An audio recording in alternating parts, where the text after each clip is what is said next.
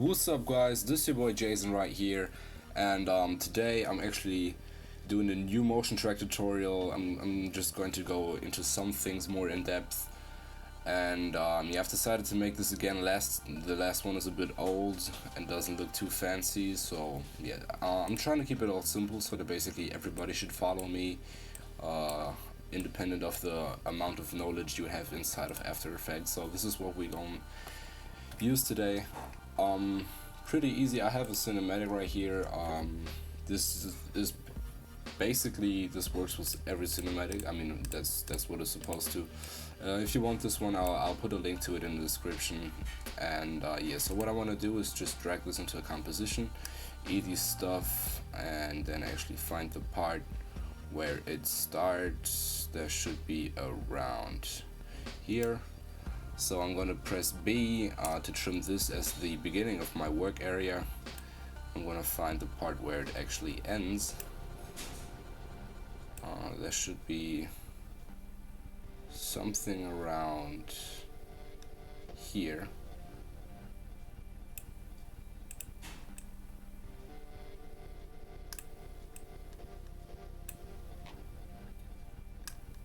Yeah, and then I'm just going to press N. So I got my work area all said and done. Right click in this gray area, trim to come to work area. So I got this. I'm actually gonna pre-compose this. Right click, pre-compose, move all attributes into the new composition, and just call this the scene. Perfect.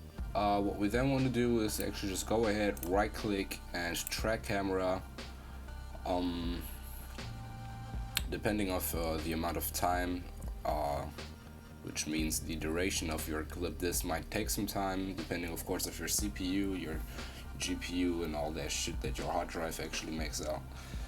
So yeah, I'm just gonna cut this, and so now that we got this all tracked, we get all these reference points. If you don't see those, just make sure that you're actually on this effect on the 3D camera tracker, and you'll be able to see them. If they're too big or too small, you can just shrink up the target point size, and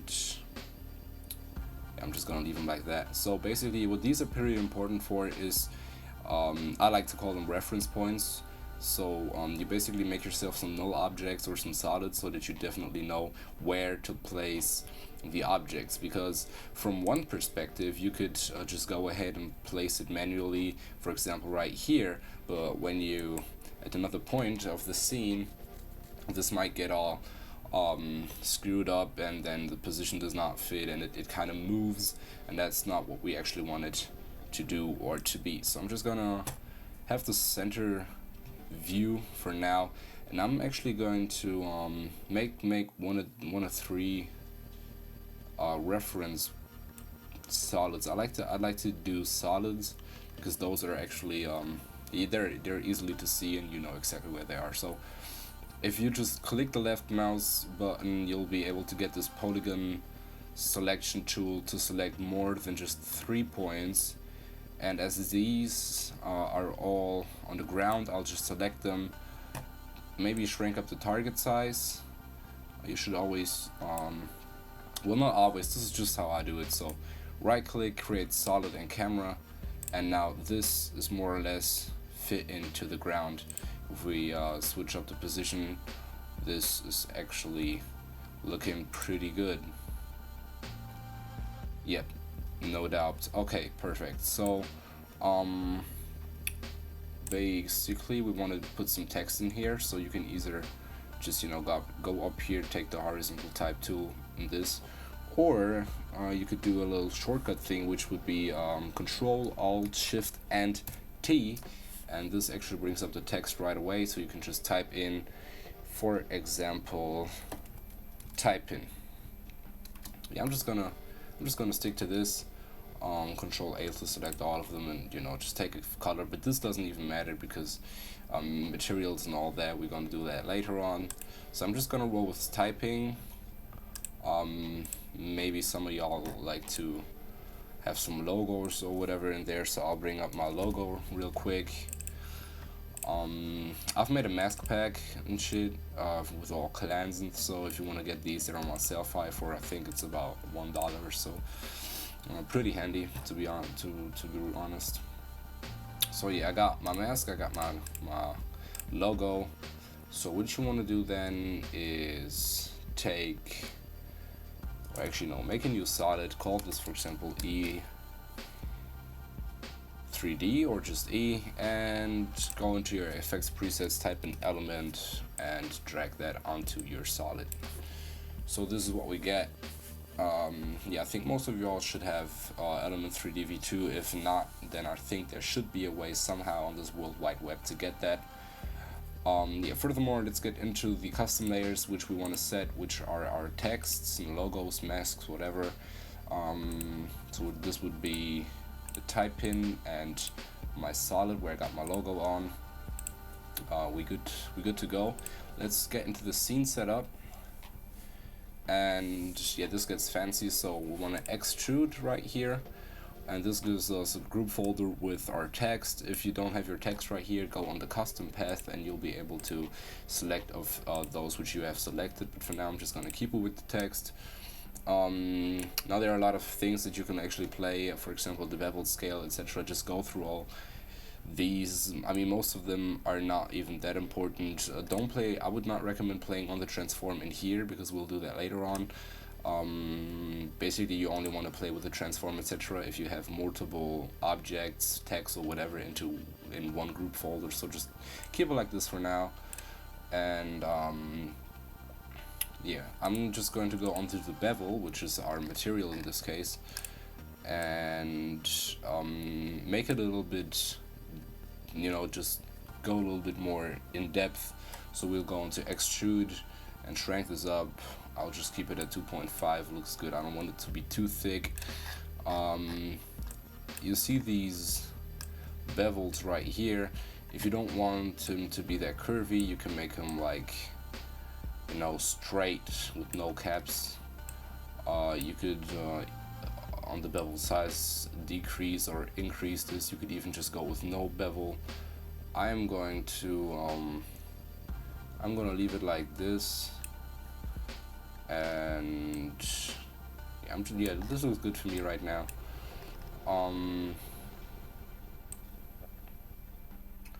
Also, there are a lot of things right here that you could play with, but I'm just gonna keep it basic for now.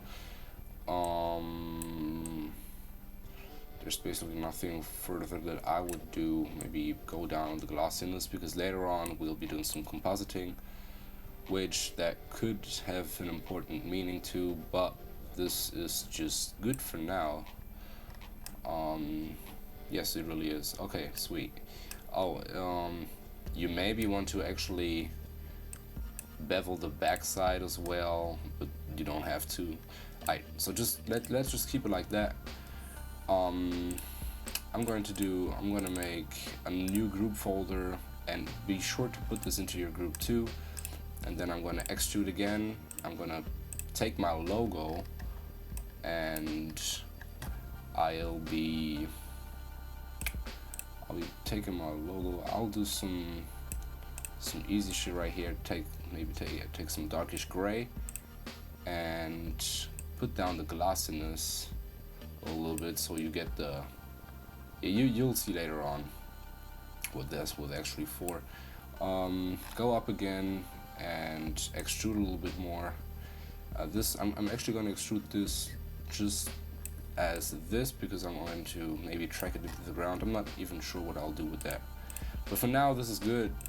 So let's actually put this into our scene, because this is what pretty often happens. Excuse my bad English. So yeah, people actually, you know, they set it all up, and but then they see, or have to realize that there is no text. They don't see anything, and this is why we actually set these reference points up. I'm for now going to duplicate this one, because I'm still thinking about maybe tracking my logo up right here. So yeah, duplicate this one, maybe change the color, just like this, and move it on up Okay, so we have it right in the middle. This is where I supposed, what I'm actually thinking of where I put my text. And now the great thing about this is that in group 1, where we have our texts placed, we go on particle replicator and we get these position etc. values. Now all we have to do is basically go onto our track solid, press P to open up the position values, and copy and paste these values. Easy as that. Now you get to see that the Z position is actually up to 7K, so that is why we could not see anything. And this might end up pretty small, but that just doesn't happen. That doesn't matter at all. Yeah, actually hide the track solid we got for now. And go into our particle look, and on the particle size you can maybe increase this holding shift. Yeah, looks good. Sometimes you don't want to even have your text straight up because that might get, you know, a little bit boring or just standard shit. You know, just sometimes play with the position, play with the rotation especially. You can even animate this, but I'm actually I'm considering leaving it maybe the other way around, because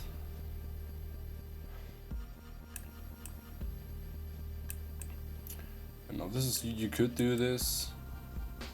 I'm gonna leave it like that, so we get a fancy 3D view of everything, like with the depth and shit. Excuse that formal language. Alright, sweet. So this is basically just a simple part. We placed our text. Now could go in here, take the position of this bottom reference, go into group 2, particle replicator, and do the same thing again, just that the difference right here will be that I'll have my logo sort of like in the ground. And for things like these, you maybe want to hold R to bring up the rotation, and these orientation values, you want to copy them into the rotation of your group folder, and just easy as that. Yeah, with the Z rotation, you sometimes want to actually keep an eye on that because it might screw things up. I'm just gonna leave it like this. Go again to the particle look, increase that a bit, just like that, and yeah, you'll see that this is not definitely perfectly tracked into the ground, but I'll fix this in a minute. So this is the basic thing. If you wanna, you know, keep on watching, this is basically where I'm going to go a little bit more in depth. I'm gonna do a little bit of compositing, and I'm gonna show some fancy things that I like to do, and some tips and tricks that might make your motion tracking a little bit easier.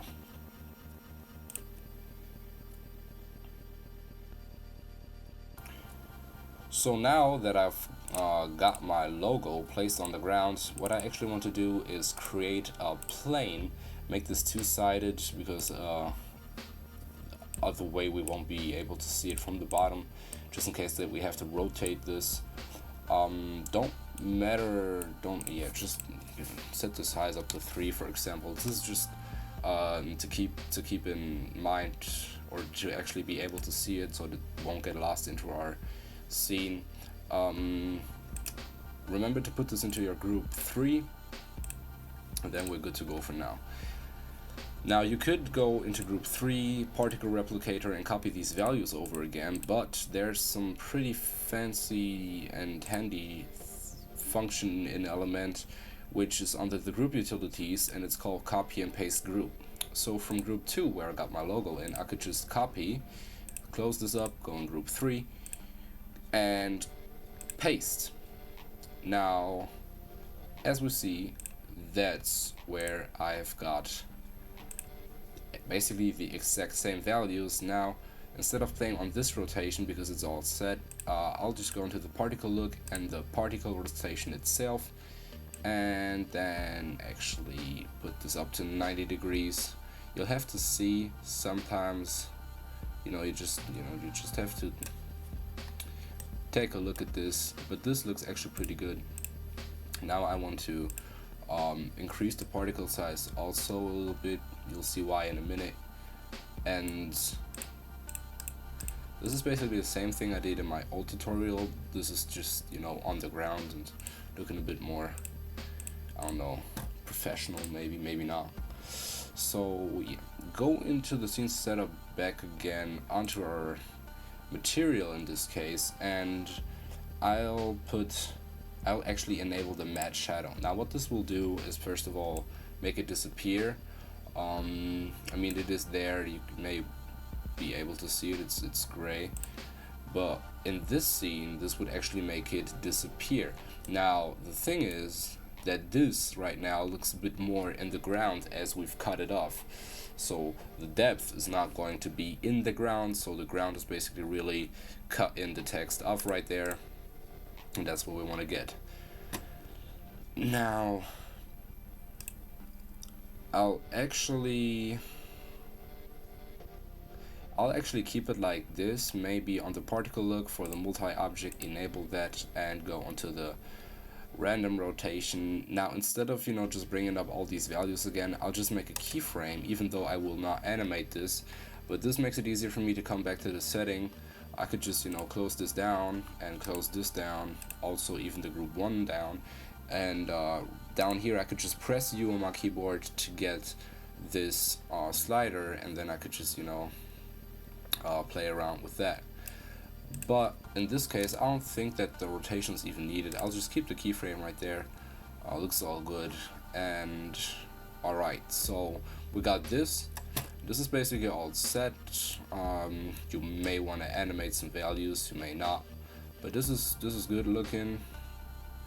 And yeah, I'll just go into the compositing and then finishing my motion track up, maybe putting even a color correction on, some other little tweaks and things that you might want to keep in mind, and then we're good to go. So what I want to do for my compositing actually, is keep in mind that whatever your materials are, or what you actually want the text color to be, etc., you always got the map. And if you don't want this to look as flat and just, you know, easily put into onto this cinematic, just, you know, 3D program, just, you know, kind of simply rendered out, you might want to compose this. What that will do is actually, you know, make it to look more into the scene, make it look, I don't know, just as if it would be really on turbine, you know, maybe even standing there somewhere in the air, etc. So for that, we'll open up this render settings tab. I'll go into the physical environment, which is actually, you know, pretty much explaining itself. Override layer, and now this is what other people that actually do in their scene setup. And you can do this by clicking here, environment, and I don't know, maybe taking a hardy an HDRI or one of those custom layers that you may have selected before. But I like to do this in my render settings just because it gives me a little bit more options, plus it's easier to handle and you got this all in one thing. So let's just open it up, and the override layer will be our scene. Now you'll get to see that this right away changes some things, you know, the lighting in this case, plus some of the color. If I'll go take a screenshot of that and put it up to none, you'll see we'll have no lights and it's all white, and this already changes a bit. Alright, so let's just keep it like that and maybe show our map in the background, but this is actually looking pretty good. You might want to rotate this. You could even play with the rotation, you know, to make it look all good and give it some reflection thingy. But that's just, you know, that's up to you. That's up to how you like to play around with this. I'll just keep it like this. Maybe play a little bit more on the exposure to make this brighter, because I don't want the environment to completely you know, screw up my material. And just keep it like that. Now lighting is something that you might want to do, but it doesn't look good always. So you can add lighting. For example, some warm, as this is, this is turbine. This is the colors are all brown, orange, a little bit of red here and that. Also, we got this, semi-green, but it's just desaturated and it's not a bright green at all. So main colors of this map are orange, brown. So you could go with warm, with maybe sun, sunset, but you'll see that that won't cover up the lighting that would actually won't match with the lighting that the map gives us. So you could try this. Sometimes this looks good. I don't know what it depends on. I guess it's just up to the scene and up to the cinematic, but I'll maybe keep basic for now, and on the additional lighting I might even want to rotate that. See, this is something you always want to do, just play with the rotation. It doesn't matter what you're playing on, but rotation is just basically something that you might always want to keep in mind. And I'm going to keep it like this. Looks good. And go down for ambient occlusion now.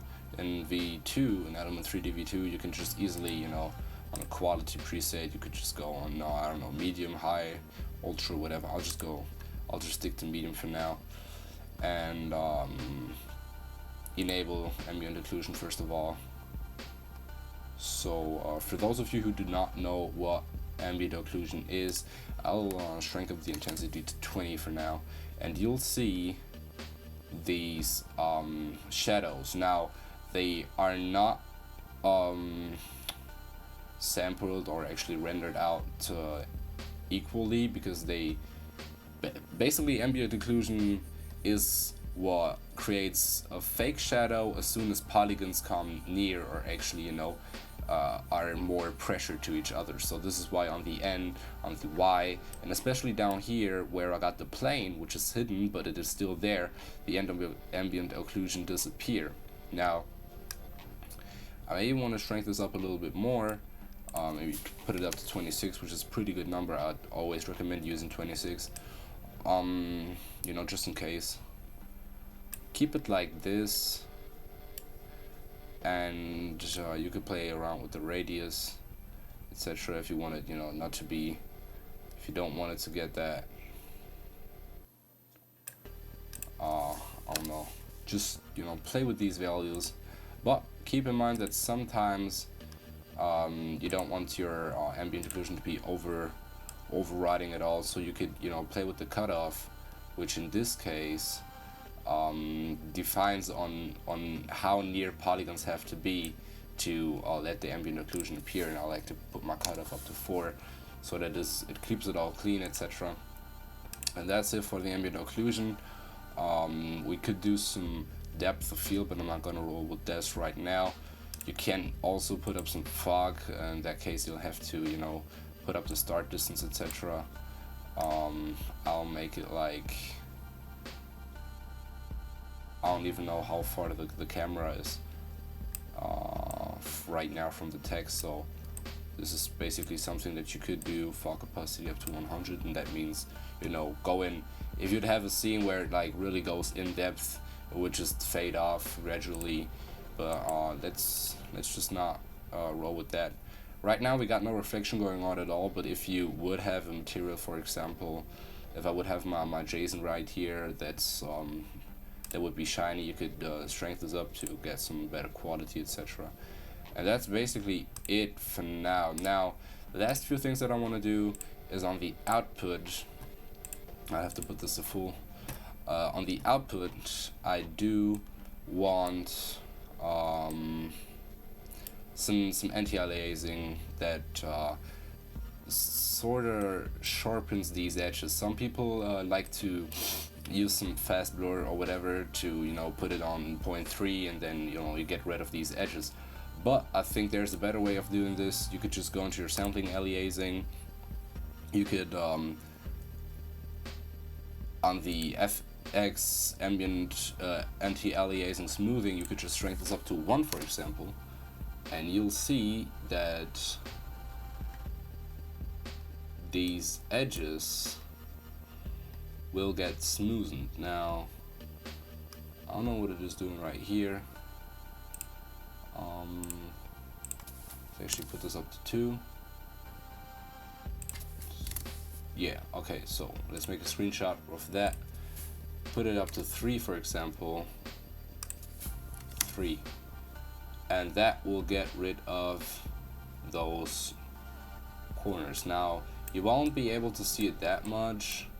Maybe you do, maybe you don't, but it is definitely helping. It is just basically the same trick that other people do with their fast blur. I like to do it this way. And yeah, if you'd have a multi-pass mixer right here, so if you would have some reflection, you could actually, you know, shrink that up, for example, or just go override the specular, etc, etc. So this is really up to you. I'll put my super sampling up to 2 right now, just because this gives it such a nice